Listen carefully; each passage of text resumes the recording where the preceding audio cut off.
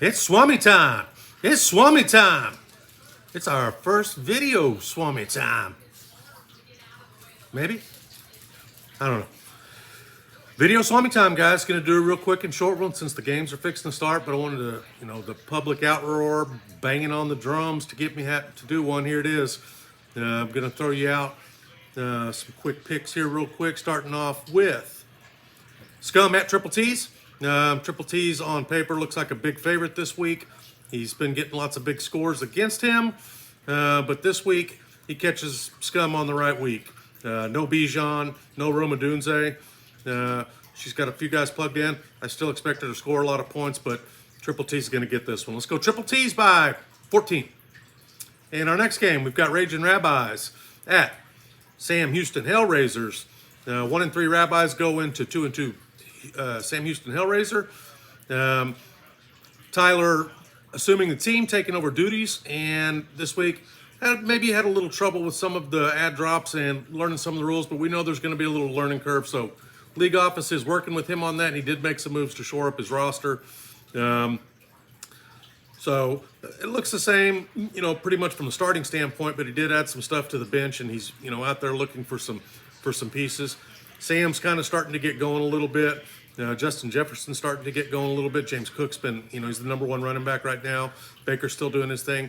And without Lamar, I expect Derrick Henry to run it a lot. So tough week to face Sam. I think Sam scores a bunch this week, and I think he wins this one. So we're going Sam Houston by 12.5. Heiser and Hold My Beer. Heiser 0-4. Even though his team's played well, he's just getting a shit ton of points scored against him. Actually, Heiser and Triple T's are tied for most points scored against at 449.5. Hold My Beer. I thought he had a good team at the beginning of the year. He's starting to show it a little bit now. But it's got Drake London on a bye. Travis Hunter hadn't done anything.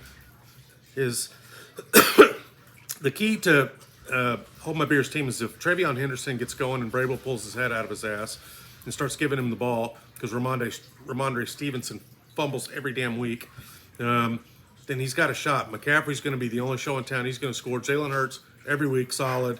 Marvin Harrison, hit or miss, but he's got Puka Nacua too. So I think too much Hold My Beer this week. I think it's another bad week for Heiser. He did just execute a trade with Triple T's, added Brian Thomas Jr.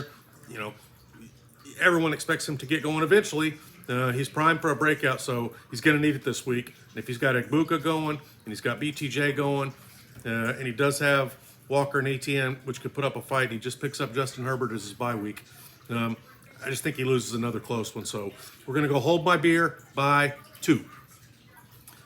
Next game, Nerds at Orange Crush. One of my favorite matchups every single time that these two get together. It seems like a nail biter. Crush has Josh Allen leading the way.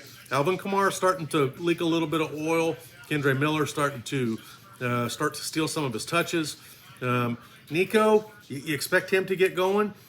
Eventually, the Houston offense can't be that bad, can it? He's got to find some of his form. I know she's missing having James Cook on her team. I just don't think anybody expected Houston's offense to be so bad. She's trying to make the right decision every single week between Keon Coleman and Khalil Shakir. Who knows, if she does with that. She needs Jalen Warren back. He's on a bye this week. That's not going to help things. Nerds, on the other hand, sitting at 3-1. Hasn't really knocked the cover off of it, but he's been absolutely steady. Drake May looks like a very, very good fantasy option. Jahmyr Gibbs is doing his thing. Omarion Hampton starting to get going. He looks, he's passing the eye test for a very good team. We'll see how he does with the Chargers having some offensive line issues. Judkins, the other one, he's looking good. And Devontae Adams and Pittman. This team is just absolutely rock solid, steady. I love it. It reminds me of like a old Crimson team where he was just going to score every week and you had to put up a good week. I think Nerds is too much. I think he goes to 4-1 this week. We're giving this one to Nerds. Nerds by 7.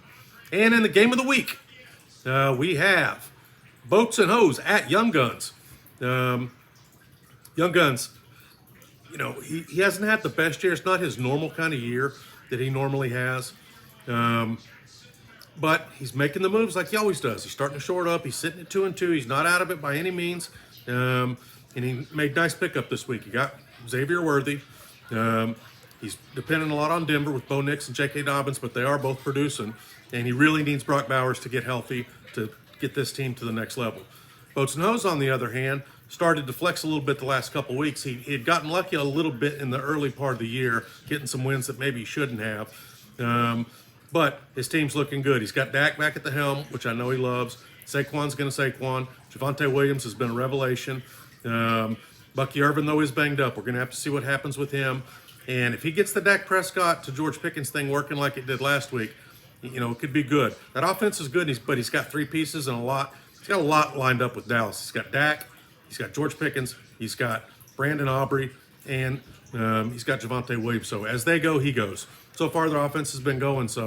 But in this one, I think the Young Guns knock him off this week. In the game of the week, we're going to give it to Young Guns by 5. Having said all that, let's watch some football. Swami's out.